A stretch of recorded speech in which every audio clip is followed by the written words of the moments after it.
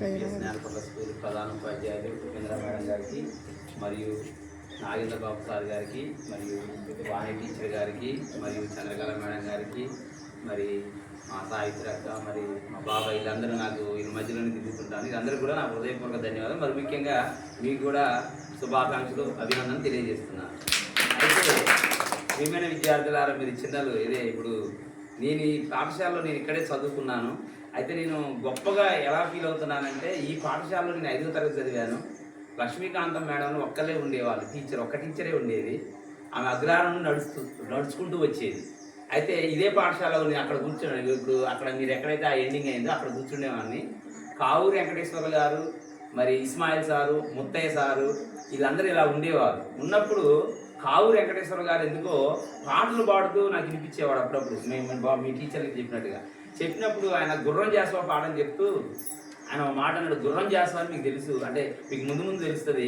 ఆయన ఒక పెద్ద కవి. ఆ గుర్రం జాస్వా గారు బాటసార్లు మన ఊర్లో గట్ట రాజన్నలు వస్తారు కదా, ఒక కౌసు పెట్టి ఉంటే ఆ కౌసు పెట్టని దొంగిలించిపోయి వాళ్ళ ఇంట్లో దాచుకుంటాడు. అయితే ఆ బాటసార్లు వచ్చి ఏమనంటారా, అయ్యా మీ గుర్రం జాస్వా మీ అబ్బాయి వచ్చేసి మా కౌసు పెట్టని దొంగిలించి మీ ఇంట్లో దాచుకున్నాడు అంటే, లేదు మమ్మీ నేను దాయలేదని అతను అబద్ధం ఆడతాడు. అబద్ధం ఆడినప్పుడు ఆ బాటసార్లు వెళ్ళిపోయేటప్పుడు ఆ కౌసు పెట్ట కూసిద్ది అన్నట్టు, పుట్ట కింద ఉంది. అది కూసినప్పుడు వాళ్ళు వచ్చి ఇగో మీ అబ్బాయి పిట్టని ఇంట్లో దాచిపెట్టాడని చెప్తే వాళ్ళ అమ్మ బెత్తం తీసుకొని ఆయన కొట్టిద్ది. వాళ్ళకి గుంటూరు జిల్లా వినుకొండ గుర్రం జాస్వా గారిది. అప్పుడు ఆయన అంటారు, నన్ను గంచి పెంచి నాలో నగంబు పాదుగొల్పిన వినుకొండ నీకు నా పవిత్ర పాత్రములని. ఆ గుర్రం జాస్వా గారు ఒక దళిత కుటుంబంలో పుట్టి క్రీస్తు చరిత్ర, ముంతాజ్ మహల్, మరి గిజిగాడు అలాంటి పాఠాలు ఎన్నో చేసి కూడా ఆ రోజుల్లో పెద్ద కవులను ఎదుర్కొని ఆయన కవి కోకిలగా మిగిలిపోయారు. అలాంటి గుర్రం జాస్వా పాట నాకు సార్ చెప్తున్నప్పుడు ఈ గుర్రం జాస్వా ఎవరు అని చెప్పేసి అలా సాగిన నా ప్రయాణం. ఈ 5వ తరగతిలోనే జన్మభూమి మీద మాట్లాడమంటే నేను మాట్లాడా. ఆ రోజుల్లో పాట పాడా, జన్మభూమి పిలుస్తుంది తల్లి పాలన కొంతైనా తీసుకోండి అని ఒక పాట పాడేవాడిని. భార్య తుపాకి బట్టి బోబో వనకర కొడకు అని అట్లా పాటలు పాడుతుండేవాడిని.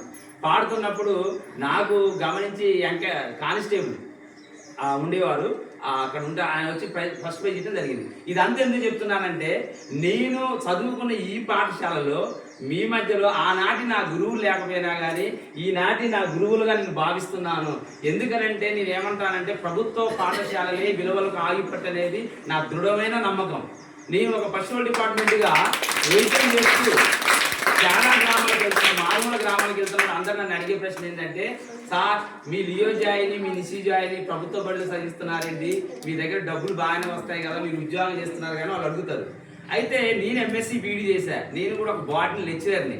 అయినా కూడా నా పిల్లల్ని ఎందుకు చదివిస్తున్నాను నేను చెప్పాను. నేను మన దీర్ఘదర్శిగా ఆలోచించినప్పుడు ఈనాడు ప్రైవేట్ స్కూల్లో విమర్శించడం కాదు కానీ కూసు మంచి పక్కన స్కూల్లో పోయినప్పుడు ఎక్కడ కూడా డిగ్రీ ఇంటర్మీడియట్ చదివిన వారితోనే చదివిస్తున్నారు. కానీ ఇక్కడ ఉన్న మన నాగేంద్ర బాబు సార్ కానీ, లేకపోతే మన హెచ్ఎం మేడం గారు కానీ, మన వాణి టీచర్ కానీ వీళ్ళందరూ వీఆర్ ద ట్రైన్డ్ పర్సన్. వాళ్ళు ఏదైతే చెప్పాలని బోధించబడ్డారో ఆ విలువలో కట్టుబడి ట్రైనింగ్ వచ్చినటువంటి మంచి ఉపాధ్యాయులు మన గ్రామంలో ఉండగా నేనెందుకు ప్రైవేట్ స్కూల్ పంపాలి ఆ పిల్లలని చెప్పేసి నన్ను ఎంతమంది ప్రశ్న అడిగినా కూడా నా కూతురు లియో జాయిన్ ఇక్కడే చదివించాను. ఇప్పుడు కూడా నాకు నంది అవార్డు వచ్చాక అక్కడ గురుకుల పాఠశాల అనేది అంటే, సార్ మీ పాప మాకు ఒక ఆనిమిత్యం సారని చెప్తారు. ఇప్పటికి కూడా ఆ క్రెడిట్ నాకు కాదు, it is goes to our teachers. అంటే తనకి ఎవరైతే విద్యను బోధించారో ఆ గొప్పతనం వాణి టీచర్కి, నాగేంద్ర బాబు సార్కి మరియు హెచ్ఎం మేడం గారికి చెందుతుంది. తర్వాత రమాదేవికి కూడా చెందుతుంది. వాస్తవానికి నిత్యం నేను మూగజీవాలకు వైద్యం చేసే నేను పిల్లల పట్ల అంటే వచ్చిన తర్వాత డాడీ అర్థం కాటే ఎక్స్ప్లెయిన్ చేస్తాను కానీ ఎక్కువ శాతం పిల్లల్ని బాగోగు చూసుకుంటూ వాళ్ళ అమ్మగారి వాళ్ళకి అది చెప్తా ఉంటుంది రమాదేవి. సో నేనేమంటానంటే మీకు తెలుసు పద్యాలు, ఇరు ఇరగనేని ఇరు మారు ముమ్మారు కాచి ఎతకవచ్చు క్రమంగాను, మనసు విరిగనేని మది చేత రాదయా ఈశ్వరావిరామ ఇనరవేమ, ఉప్పు కర్పూరం నొక్క పోలిక నుండి చూడొక్క రుచుల జాడవేలు, పురుషులందు పుణ్య పురుషులు వేరయా ఈశ్వరావిరామ ఇనరవేమ.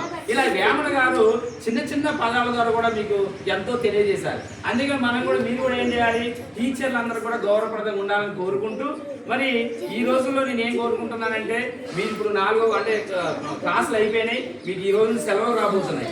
ఎప్పుడైనా మీరు పెరిగి పెద్దయిన తర్వాత మీరు కూడా మంచిగా చదువుకొని మరి మీ టీచర్లకి మీ అమ్మ నాన్నలకు మంచి పేరు తేవాలని కోరుకుంటున్నాను. ఇక్కడే ఆ జెస్సీ ఉంది, మరి లియో జాయ్ ఉన్నాడు, మీరందరూ ఉన్నారు. ఇక్కడ మీరందరూ కూడా గొప్పగా చదువుకొని మీరు ఏం చేయాలంటే మన నేలపట్ల గ్రామం యొక్క పేరు నిలబెట్టాలి. ఇప్పుడు టీచర్ గారు నన్ను ఎందుకు పిలిచారు? మన మన మన టీచర్ నన్ను ఎందుకు పిలిచారు?